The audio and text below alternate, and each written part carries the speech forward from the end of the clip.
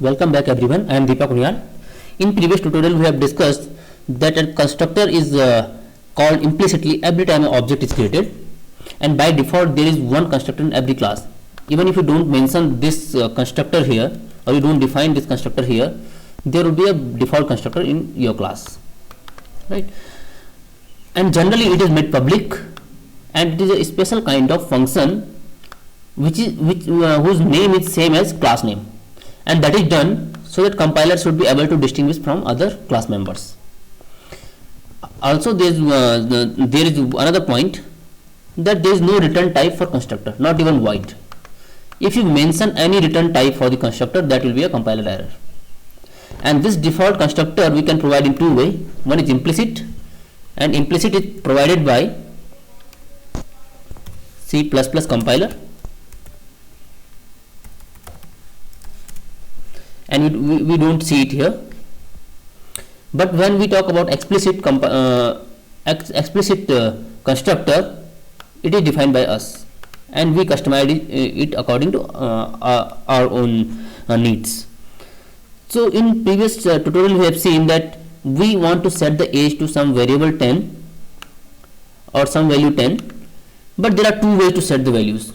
So the first way is, I can write in this way, age equal to 10, or second, I can call a function set age, which is already defined in our class, to set the values. So which way is better? I have told you guys that second way is better, but why? So let us try to make things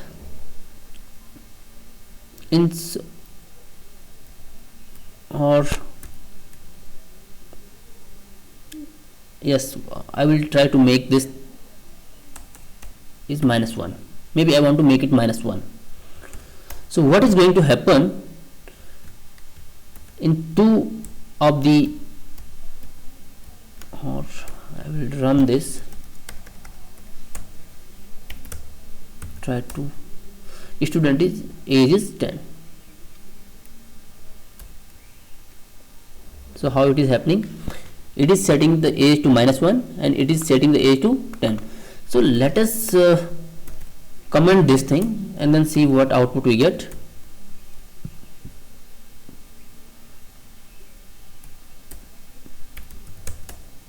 So student age is -1. Actually we do not want this kind of age, because this is not tested value, or we do not want to set these negative value in age. So either we can give all these constraints we have given here, either we can give all these constraints here in the constructor and then set the value of age, or we can just call this function and set the age. Maybe I want to set it to 20, because I'm setting it 10 here, which is by default value. So what I can do,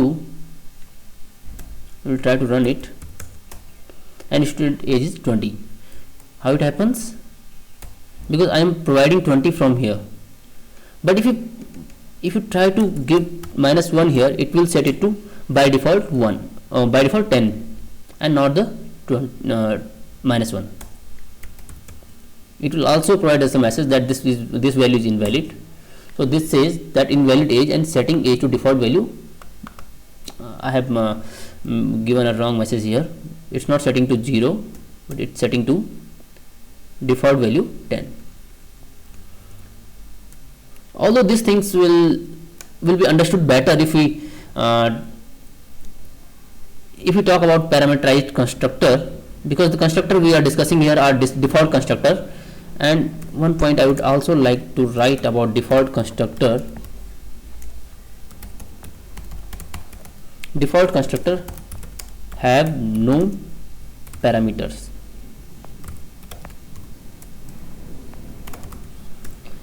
If there are some constructor or constructors with some parameters, these are called parameterized constructor.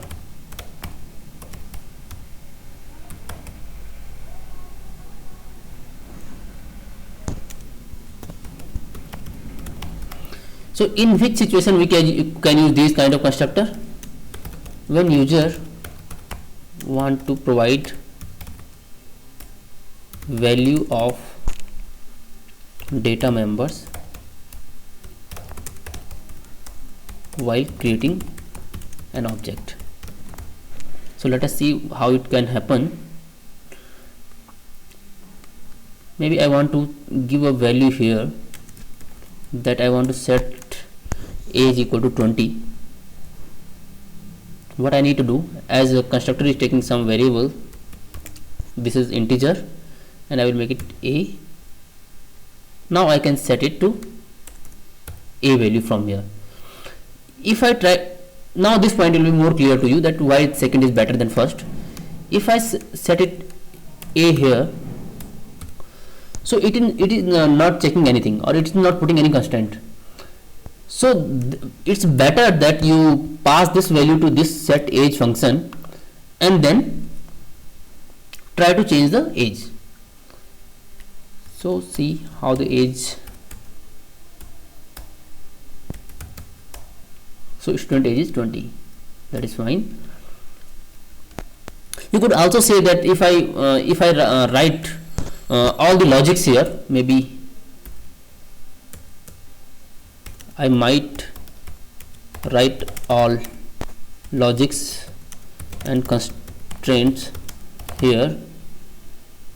So what is problem? What is the problem?